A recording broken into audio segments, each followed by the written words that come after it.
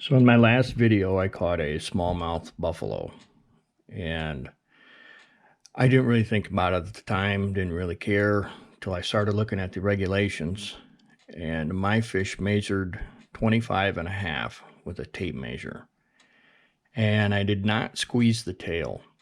And if I did, I'm fairly certain I could have gotten 26 out of it, which is an Iowa Master Angler for that fish. Which, no big deal. It's just something kind of cool to have. Went and bought a bump board, two of them. One for the shack, ice shack, and one for open water. And I got these at Shields, and they are $13. And this is a model 1936, and these are extendable. It's not a bad board for $13. The plastic is very brittle. I do know that, especially right here, right there. And that is because when you go to slide this thing in and out, you got to clean these boards up. See this flash here? That doesn't belong on there. This doesn't belong on there. And it's in all those guides. All of these have some of that stuff somewhere. So on the board that I have done, I've cleaned all that flash up. I'll show you that in a minute.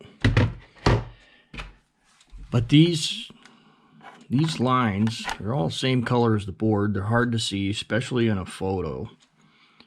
So I've taken some alcohol, rubbed all in down. I got a paint pen that my dad got for me about 30 years ago. I don't know where it came from, but he got it for me. And on this paint pen, the tip on it starts out, it's rounded when it comes out of the package. And I put this one on some 100 grit sandpaper, and I sanded it flat so that I can kind of dab. And as long as I have the pen square to what I'm going over, it makes a pretty good mark. I do wish these boards had more flotation in them. There's a piece of styrofoam inside the end of it here. And that's it. I've got a hold of some foam, and if you can see it, that foam is built in layers. So I'm going to follow a set of layers there with a fillet knife, and what I want to do is put it in the bottom of the board, the part that slides out,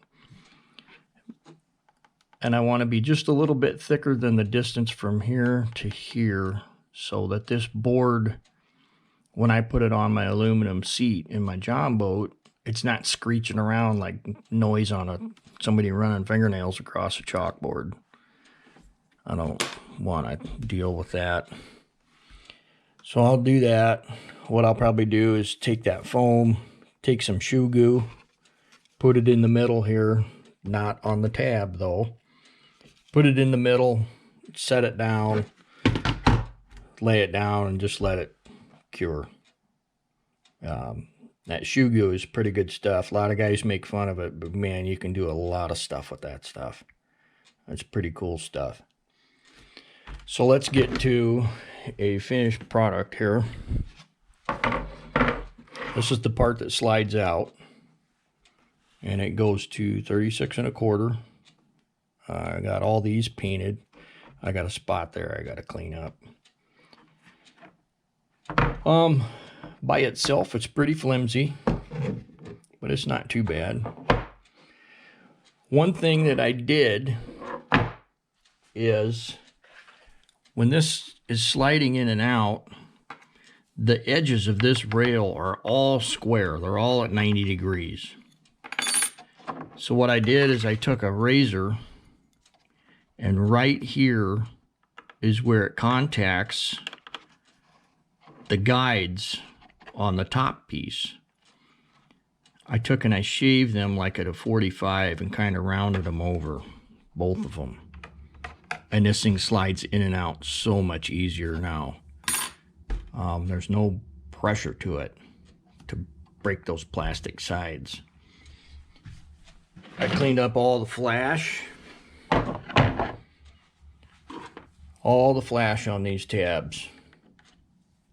And it works so much better. It's unreal. There's the rest of the styrofoam. That's how much flotation is in this.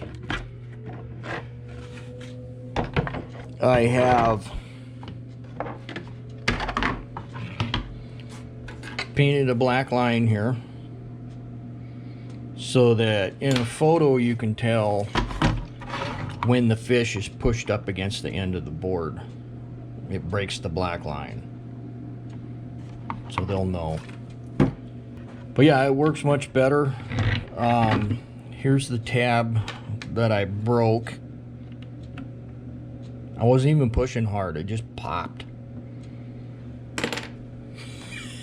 it just went snap, and I'm like, oh no. I knew what I did. So I'm thinking about stiffening up the sides of this also with like a strip of aluminum, or maybe another strip of plastic, something to go along here to stiffen these up, because that is the weakest spot on this board. All the flash is cleaned up. It works pretty good now. You get that flash off of there, the other slide so much easier. Now that I got a couple, maybe I can catch a fish worth putting on here and see how well it works, take a picture, and of course it'll be an eternity before I catch another smallmouth buffalo. I'm 50 years old, been fishing for 46 years. I've been fishing. That's nuts. And I've never caught a smallmouth buffalo. And it's just been something unique to have. A piece of paper saying that I caught that fish. my little trophy, if you will. That's how I'm improving these boards. And you got any input or anything else you want to add, let me know. Hopefully you'll get to see these in action this year. I know you will for the ice fishing, because I measure a lot of stuff ice fishing. Thanks for watching. Yeah, so what I've done is I've already did the other one, and I used that white foam, and I've got it sticking up about a 1/4 inch higher than the bottom of the board itself, which when you come to the very end of it is going to be just over 1/8 of an inch. Take some shoe goo, and you're going to clean the plastic part of the board itself, and then just squiggle some shoe goo in there and go along both edges, but not clear out to the edge. Just put it on there. I'm going to take this outside. I'm going to flip it over, and I'm just going to let it sit in the sun. And that should make this whole thing float. Well, here's the finished product.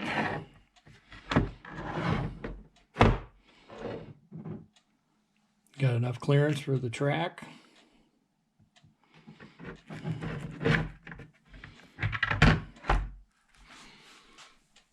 Sits up just a little bit.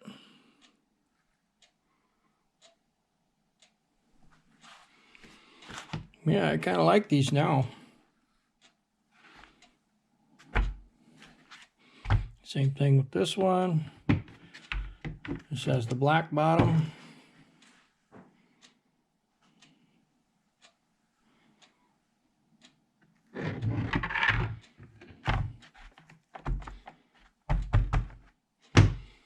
That will work.